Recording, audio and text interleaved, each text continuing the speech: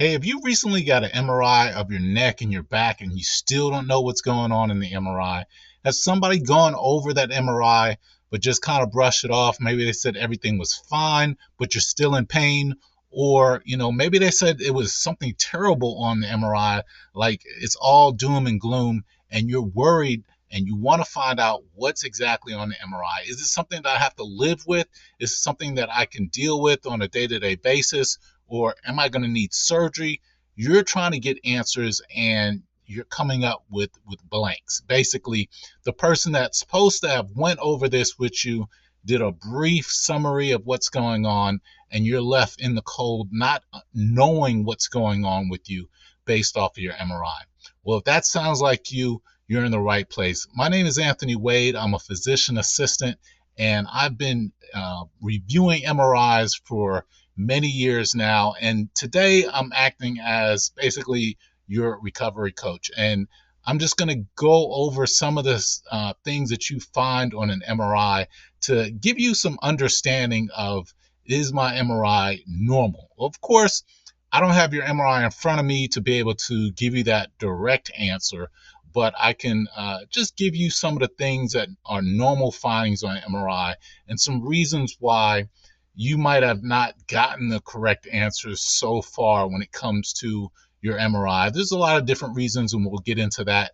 But again, I just want to give you some insights about MRI, especially particularly when we're talking about neck and back MRIs, because that's my field of study. And I want to give you some insights that could hopefully give you some answers. Because one of the things I found with reading MRIs and with patients that come to me is that when you don't understand what's going on, you get confused, and that brings doubt, which can cause stress, which can actually lead to more problems and pain. And so that's why I'm doing this video, just to give you some clarity. Again, I don't have your MRI in front of me to be able to explain exactly what's going on with yours, but I can give you some ideas and some tips about what you might find on an MRI to see if that can ease your fears and give you a little bit of clarity. So let's get into it. So one of the big questions that I always get is my MRI normal? Are the findings normal? What's wrong with me, basically? And it really depends on who's reading the MRI. So um, basically, who's doing the MRI ordering and reviewing? If you've been in an accident and this is your first time you're in the ER or urgent care, typically they're not going to order MRIs initially. You're going to get an X-ray or CT. The gold standard is a CT scan for like neck and back right after something major like a car accident or slip and fall. So you're probably not even going to get an MRI in the emergency room. A lot of people think that whenever they go into that big tube and they hear that sound, that it's an MRI. Another big thing that people always assume is that they're going to scan my whole body. Like my whole body went in there. They scanned everything. I got neck, back, shoulders, everything. That unfortunately is not the case. Whenever you're getting even a CT scan, they're only doing one body part at a time. So, if you've been complaining about your neck, it's probably your neck that they're doing, your back or whatever. But, even if you say my neck, my back, my shoulders, my hip, all that stuff, that doesn't mean that they're going to scan all those different body parts. It's probably just going to be one or two, the most prevalent one that's bothering you at the time. So keep that in mind, and always ask, what exactly are you guys scanning, what's on it. But like I said, if this is, initially you're going to the ER and you're getting a scan done, then it's probably going to be a CT scan. Now, CT scans are a little bit different. For the purpose of this video, I'm not going to go into the differences, but they're looking at the bones mainly with the CT scans, very similar to an X-ray where they're looking at just the bones, but you can see a little bit more detail on a CT scan. And right after an accident, the biggest CT scan that they do majority of the time is one of the brain. because they want to rule out any bleeding, any serious conditions that can cause you harm. So a lot of times they will get a CT of the brain, and that might be it, besides some x-rays. So people will get a CT of the brain and think that, they scan their whole body. But, you have to ask those questions and make sure, what is it that you actually scanned? Why was I in the tube? And what did you check for? And I know sometimes you're not in the right state of mind at the time. You might be in a lot of pain, or maybe you're not all the way there. They might have you on some, feel good medications, who knows? But, if you can ask those questions or look through your documents after you've left, they usually give you some type of documents that'll show you what was scanned, and you can skim through the words to see if you can find CT, which is probably what you'll find, or MRI. CT is also for a CAT scan.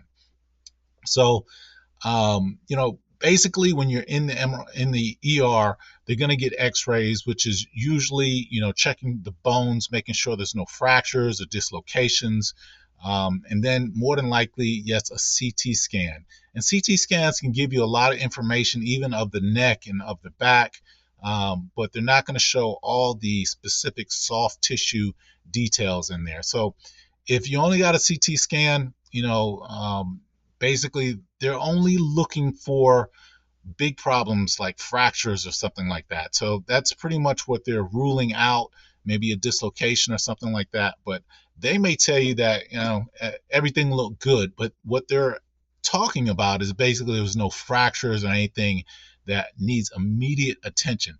That doesn't mean that you're perfectly normal, everything's necessarily fine, because you're in a lot of pain, so you're like, something's got to be wrong. So in that case, you would have to go see another type of provider, which we'll get into in a second, and see if you can get MRIs to be able to give you some more clarity on what's going on inside your body.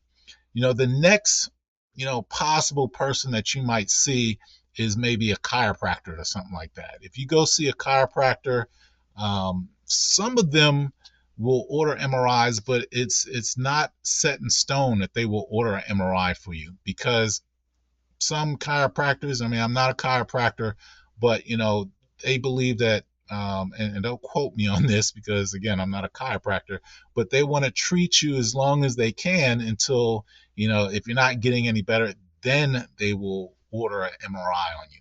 And in this state, I believe chiropractic, and I know chiropractors can order MRIs. I can't speak the same for all the other states, but sometimes, when I was in school, they always taught me, I was in PA school, that if there's some type of test that you don't know how to interpret, how to explain, and know the results of it, you shouldn't order it unless you're passing that person on to somebody else and you're ordering it so that other provider or whatever will have those scans and readily available. So a lot of times, and this is just my opinion, you know, maybe the provider, the chiropractor, whatever, is not good at reading MRIs or understanding it or whatever. So they pass that on to somebody else. They might send you somewhere else to get an MRI, even though a lot of them, at least in my state, can order them themselves. They may pass that on to somebody else and not even order it. So it really depends. And best case scenario, they do order the MRI and they get it back. Unfortunately, reading MRIs is a skill. Anybody can get a report and read the words, the medical terminology off the report, but being able to understand it and relay the information to the patient, whether this is serious or not serious, whether you need surgery or, something that you can live with, not everybody has those skills. So, they may read off the report and, depending on their skill level, they may be able to break it down for you so you can understand, though they may not be able to. And you will still have to go to somebody else to go over those reports to give you a clear understanding of what's going on. So, that kind of leads me to seeing, sometimes you may see your primary care provider. Again, same scenario. They don't always have the skills to be able to interpret MRIs. They're probably not going to order it. They will send you to um, probably like an orthopedic doctor. And at an orthopedic clinic, those are the bones, bones and joints type doctors. They will likely order an MRI for you and be able to explain what's going on your MRI. So it really depends on who you're seeing, whether or not you're going to be able to get an in-depth breakdown of what's on the MRI to be able to answer, your question. Is it really serious? Is this something I can live with or something I can't live with? So it really depends on the person's training and who you're going to go see. So let's talk about what's on the MRI. Some of the things that you might be able to see on the MRI, even some of the words that you could read for yourself to determine, is that something serious or not serious.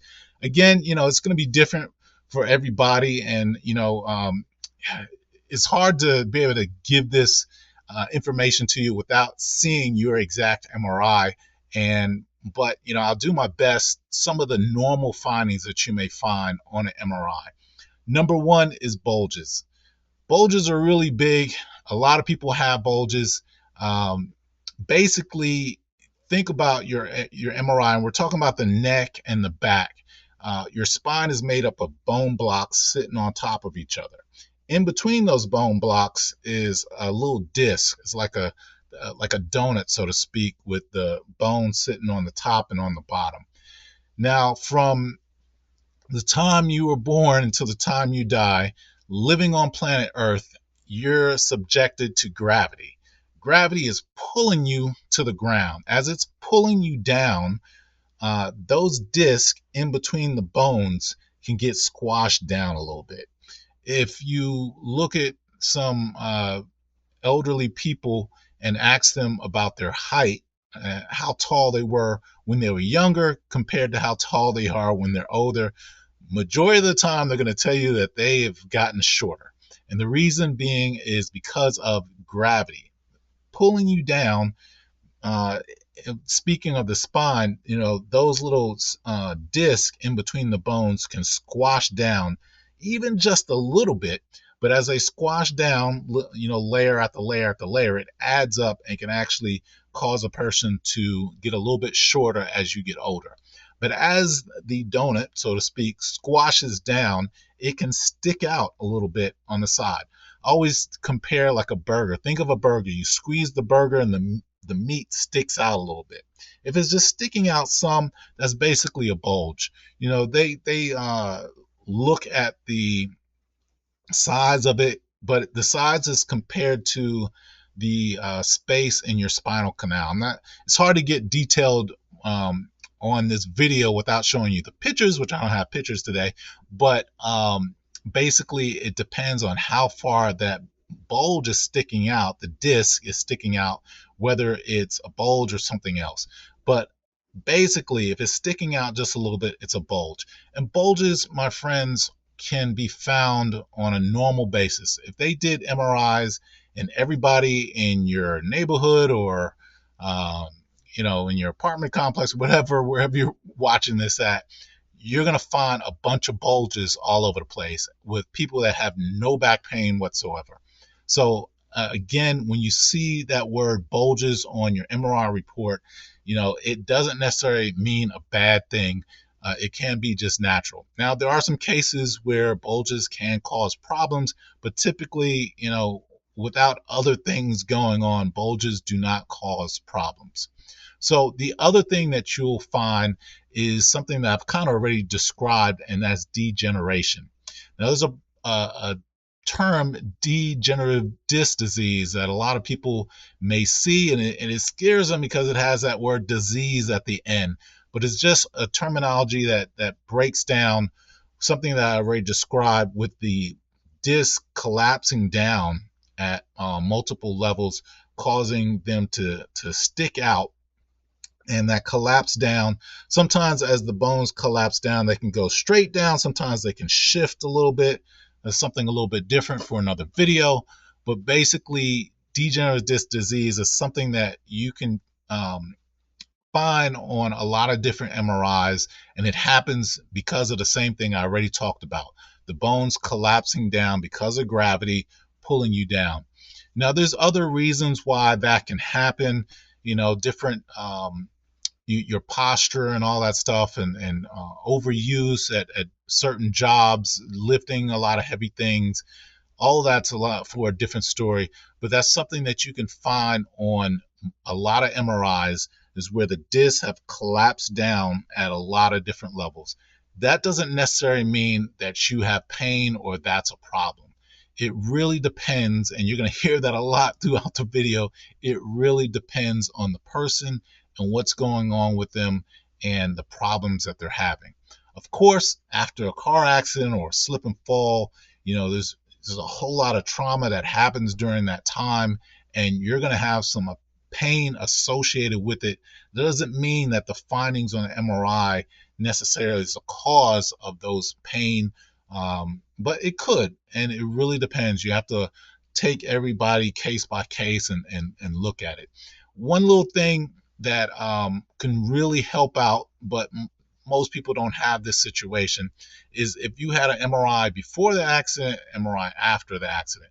Then you can really compare if there's any changes. So you know definitely, if this new change came from the accident or the slip and fall, or if this was something that had been there already and no changes have happened.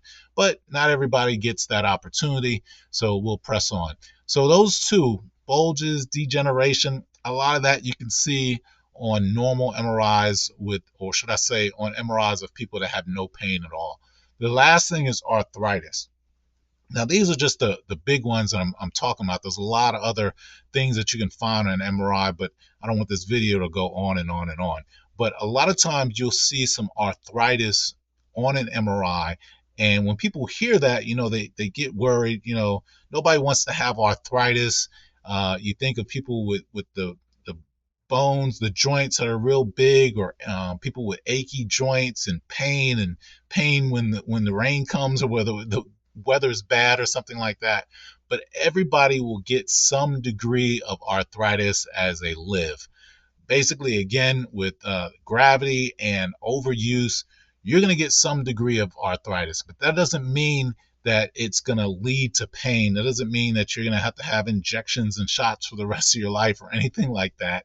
The only problem, though, sometimes people can develop, or no, should I say, as people develop arthritis as they go along, as they get older, it may or may not ever bother you, except, unfortunately, if you have a slip and fall or car accident, then something that was there that may never have bothered you gets, jostled around, it gets irritated, inflamed, and now it's a problem. So, those are the things that you have to look for. And again, they don't necessarily mean that that's the source of your pain. You have to take it with a grain of salt, but you have to look at the whole picture. I like to look at everybody's situation separate and listen to what's going on with them and try and, see if all the stuff adds up, which sometimes it does, sometimes it doesn't. So I hope that this has helped you out in some kind of way. The main thing is you got to understand your symptoms and where they're exactly coming from, and you will need the help of somebody that understands your MRI, knows how to read it, can read the images without the report. That's another skill that not everybody has, or at least can look at the report and be able to break down what's on it. Because sometimes they give a lot of information on there that really doesn't mean a whole lot, but it's a lot of big words and whatnot. And it looks pretty scary, but it doesn't necessarily have to mean that it is a problem. So, what I wanted to do was give you some insights of some of the things, of some of the normal findings on an MRI to, relieve some of the fears that you may have. I hope that I've done so to help you out.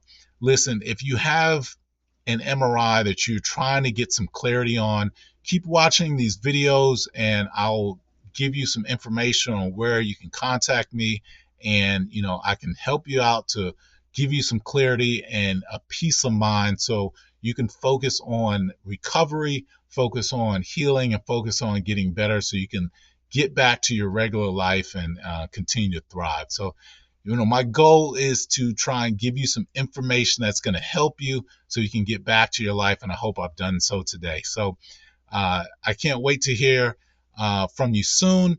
The next video, we're going to get into why some people get really confused when they're trying to read the reports and understand what's going on. Again, I hope this has helped you out in some kind of way. My name is Anthony Wade. I'm a recovery coach, and I can't wait to hear from you soon. So I'll talk to you later.